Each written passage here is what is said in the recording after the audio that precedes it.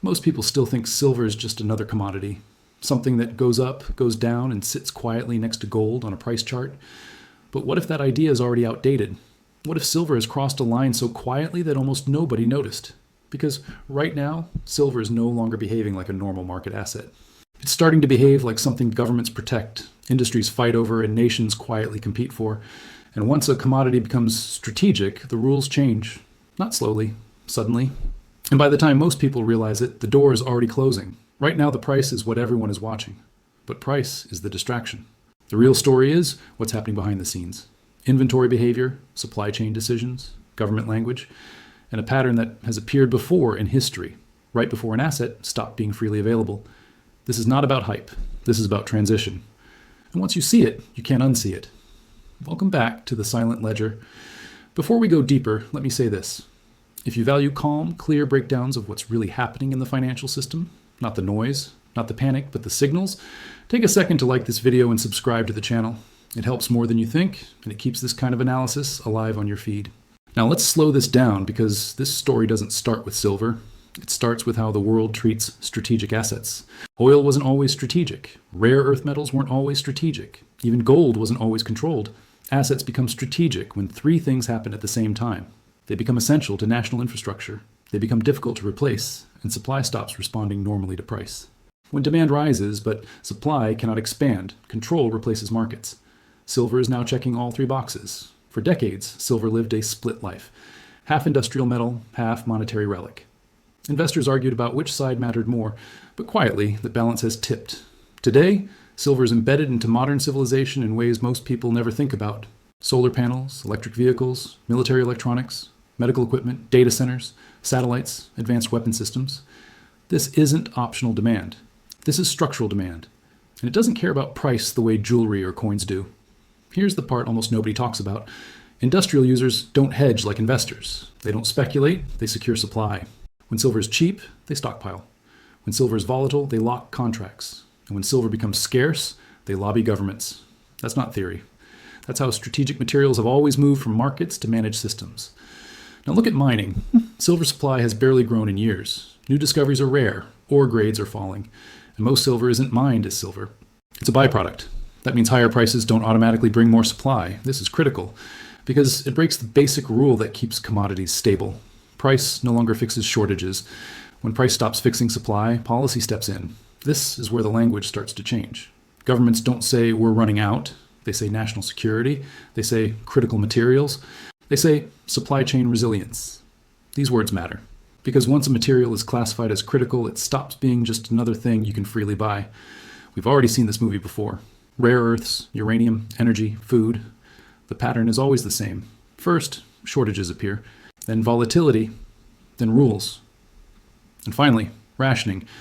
Not always openly, but through access, regulation, and pricing structures that favor institutions or individuals. Silver is entering the volatility phase. Look at what's already happening. Mints suspending sales, delays stretching from days to weeks, minimum order sizes rising quietly, premiums disconnecting from spot price. These are not signs of a healthy commodity market. These are signs of stress. And stress reveals priority. Who gets silver first when supply tightens? It's not retail buyers. It's not stackers. It's industry, defense, energy, governments, always. This is why calling silver a trade is becoming misleading. Trades assume liquidity, they assume exits. Strategic assets don't offer exits. They offer possession or exclusion. And this is where the psychological shift happens. When people realize an asset might not be available later, behavior changes instantly. Demand becomes urgency. Holding becomes hoarding. Selling becomes unthinkable. This is not greed, it's survival instinct. Now think about the United States. Massive investment into grid upgrades, EV infrastructure, military modernization, AI data centers, all silver intensive. At the same time, domestic mining struggles to keep up, and foreign supply becomes geopolitically sensitive. That's not a free market environment. That's a strategic bottleneck.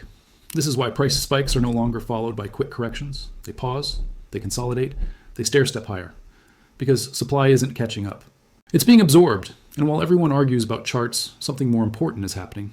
Silver is being reclassified mentally, first by institutions, then by governments, and only later by the public. By the time the public catches on, access is already different. History doesn't repeat perfectly, but it rhymes loudly. In the 1930s, gold didn't disappear overnight. It became strategic, then regulated, then controlled. People didn't lose it because they sold too early. They lost it because the rules changed around them.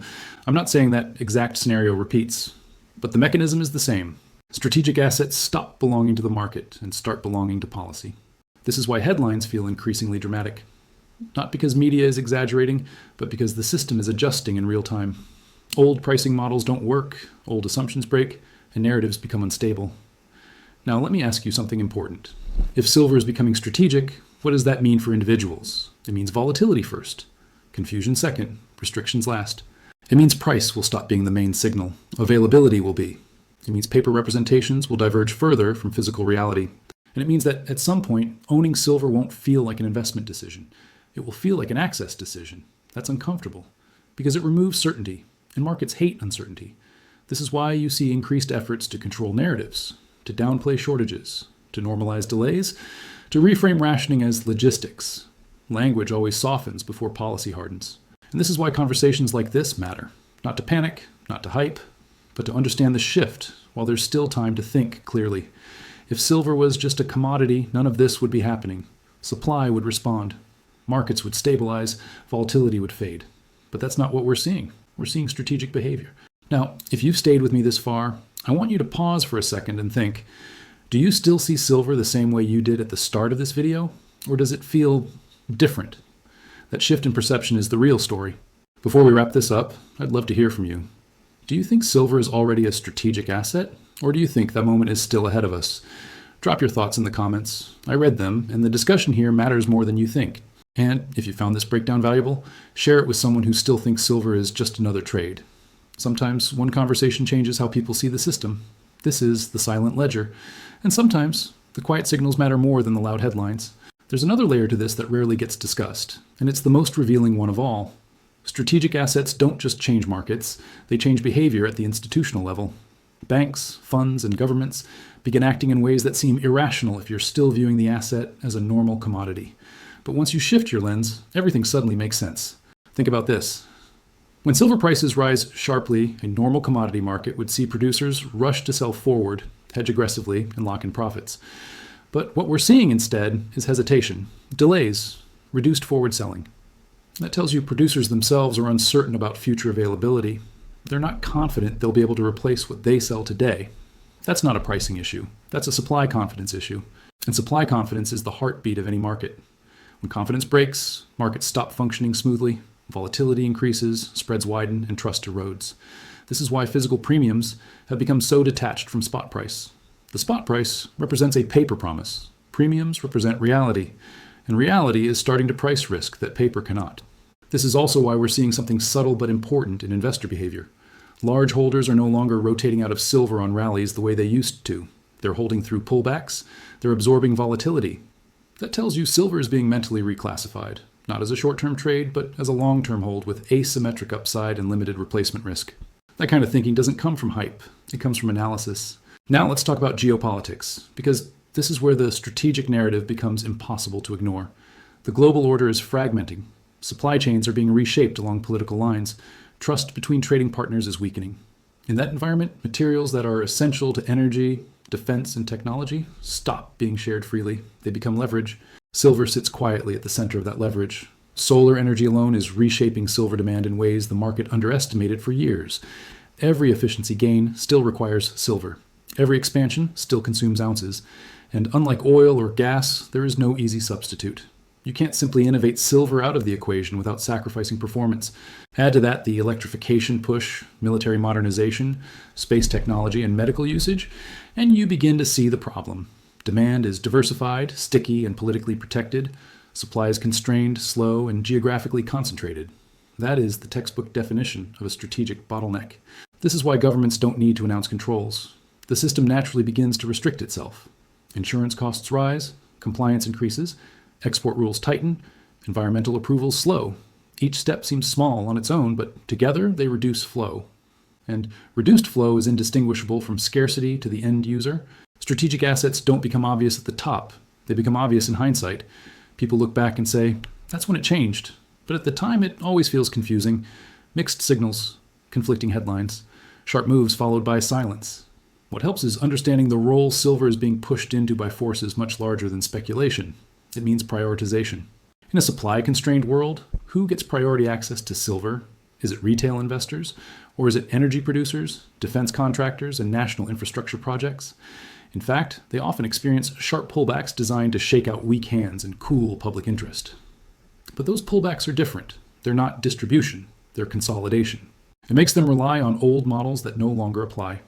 Politics changed, trust changed, and silver quietly became essential to all of it. But because you're thinking beyond price and into structure, silver is stepping out of the commodity box it lived in for decades. And once that box is gone, it doesn't come back. Do you think the market has already crossed that line? Or are we still in the early stages? Share this video with someone who still believes silver behaves like it did 10 years ago,